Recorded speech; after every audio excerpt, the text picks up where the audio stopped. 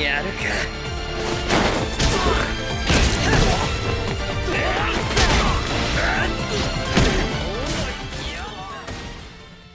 The most watched and also the most criticized anime of summer 2020. It's The God of High School. Now, I can clearly see why people criticize this anime. The story was kind of vague. I have several questions, and I'm sure you do as well. But regardless of all the questions and the criticism, it was still an epic roller coaster of action with some breathtaking animation. Every single fight was massive, and every single episode had at least one of them. Well then, let's talk about my personal favorite, top 5 God of High School fights. 最高だぜ。あの球が俺の足元にひれ伏してやがる。ああ、無様すぎてマジ笑える。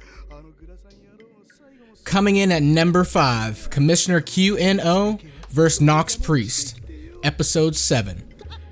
We see Commissioner Q lying on the ground with a sword in his gut. Probably not the most comfortable situation if you'd ask me. In front of him is a guy ranting about how he killed the announcer, and then his wife, and even his kid. This obviously pisses off the commissioner, because the next thing we see is the Nox guy's arm getting sliced and then flying away. Meanwhile, Commissioner Q gets up and just casually lights his cigarette. But that wasn't the real fight. The real fight starts later when 2 more people appear on the scene. And compared to that other guy, these 2 weren't complete wussies. So even for Commissioner Q, things could have gone south. However, right then, when it looked like it was about to be 2 against 1, Commissioner O pops up and joins him. Now it's 2-on-2. We didn't get to see much of the fight considering how this fight took place at the same time as Han and Mira's matches. But it was still pretty interesting. Within just a few blows, we got a fair idea of how strong the commissioners really are.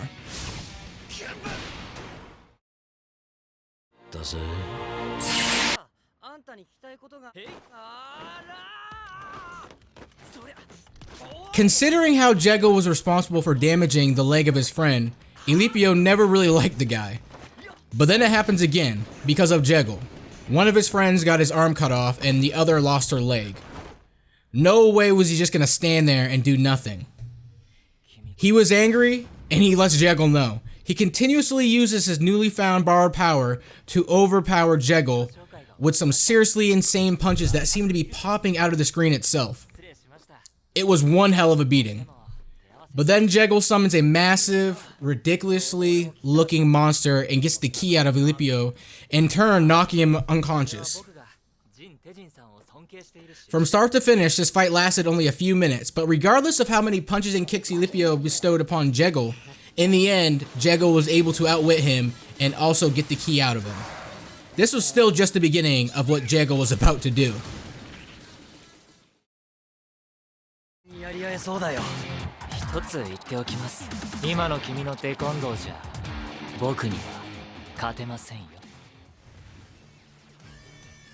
Unlike the last 2 fights, this one was different. There were no ulterior motives, it was just a fight to see which one of them was stronger. We see Elipio successfully outwitting Mori not once, but 3 times. He explains to Mori why it is impossible for Mori to defeat him as he is now. He even tells him about his 3 weaknesses. Still, this was seriously the first time that we had seen Mori getting outdone so easily. However, it was also just the beginning. Mori outwits Elipio's outwitting by using the techniques he had learned from observing his friends, and just like that, he starts to overcome his weaknesses. That's how the fight heats up. We see both of them smiling and punching each other, with Elipio giving Mori some instructions every now and then. But before the final clash, something major interferes the battle. Elipio becomes the key and awakens a very strong borrowed power. Or should I say, he gets awakened himself. Because of that, he became too strong. Even for Mori, this battle started to become totally one-sided. Elipio had become too strong, but then something awakens within Jin Mori too, and the color of his eyes change. And somehow, that almost always works. This time, it was Mori who became too strong. Elipio gets anxious and starts bestowing massive moves. But then Mori plays his hand, and by hand, I mean literally, he plays a massive hand and knocks Elipio out.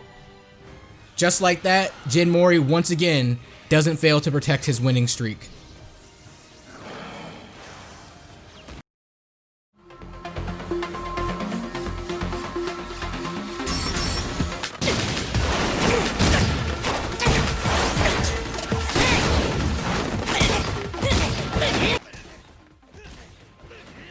Pissed off by Han's odd behavior and how Han beat the crap out of Mira during their match, Mori was as tenacious as ever. On the other hand, Han knows that if he loses this match, it would cost him his dear friend's life. It was quite an emotional situation for Han, whose friend's life was at stake, and Mori, who knew nothing about why Han was acting like this. After taking in a few of Han's blows, Mori uses one of his taekwondo kicks and really turns the tide. But Han starts playing dirty. He takes Mori's hand that was meant for him to get himself up and literally sends him flying with a back kick. This obviously made the fight way more awkward. Han knows the stakes of this fight. If he loses, he will lose the most important thing in his life. He will lose his best friend. He becomes desperate, goes on a rampage, and starts punching Mori left and right. The flashbacks are constantly interrupting the fight, yet they also kept building the emotional tension in the air, making us understand why Han is so desperate. But that wasn't even the sad part. The sad part was when Park Mujin comes into the arena and tells Han that his friend just took his last breath. The match continues. Han is devastated, yet he doesn't give up the match, even though he's too emotionally exhausted to even lift his fingers. And then, Mira enters the chat. She tells him off and gives him a letter. It was the letter from his late friend, and somehow it gave him enough strength to get back on his feet and continue the fight. From there on out, it was an epic roller coaster of punches and kicks that transitioned to nothing but scenes animated with black ink. Totally caught me off guard. It looked totally badass. Though the final blow knocked Han out of the ring, it also brought him back to his friends, Mira and Mori.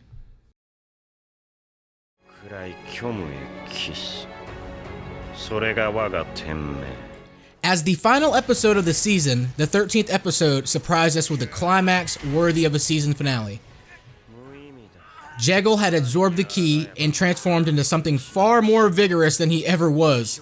He was brimming with energy and power. It literally only takes him a couple of seconds to take care of both Han and Mira. As for Jin Mori, even though he's also had no chance of even going up against the current Jekyll, he dashes towards him out of anger, only to be overpowered just like his friends. However, the moment Jekyll stabs Han, who was trying to protect both Mira and Mori, something inside of Jin Mori just snaps. The color of his eyes change once again. He sees some flashbacks and even summons a pole.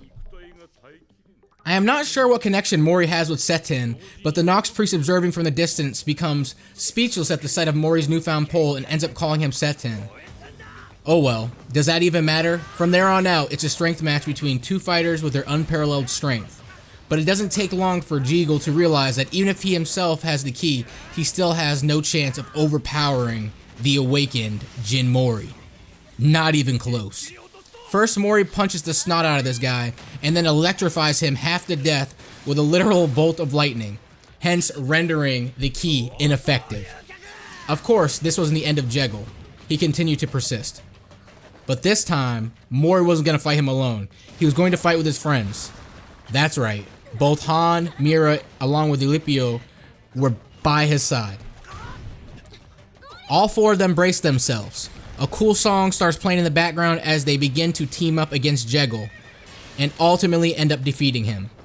Indeed, a befitting climax to this fight. Now these were my top 5 God of High School fights, but there's an honorable mention. It's when Mira acknowledges her weakness and calls out to a greater strength, in turn awakening her borrowed power, and then showing us her finest display of the Moonlight Sword style, while demolishing that Nox guy in just one blow. That's right, after she acknowledged her own shortcoming, she was able to completely dominate the arena. Now I know that the story was rushed and a lot of things were quite vague, but that's not what I watched this anime for. I watched this anime for the thrill of watching some top tier martial arts fights filled with action and supernatural elements, together with top of the line, premium tier animation. And I don't see why anyone wouldn't want to watch this anime. There you have it. Those are my top 5 God of High School fights. I must say, this anime definitely took me by surprise. I did not expect it to be as good and as action-packed as it was. I'm really happy that I decided to watch it. Comment down below your top 5 God of High School fights. Anime only, no spoilers. Give the video a thumbs up if you enjoyed it, if you liked it. And if you're new here and you want to see more like this, top 5 videos, discussion videos, why you should watch videos, live reactions, make sure you hit that subscribe button. It all helps the channel. Anyways, as always, I'm the Bearded Saiyan. Thanks for tuning in. I'll see you guys next time.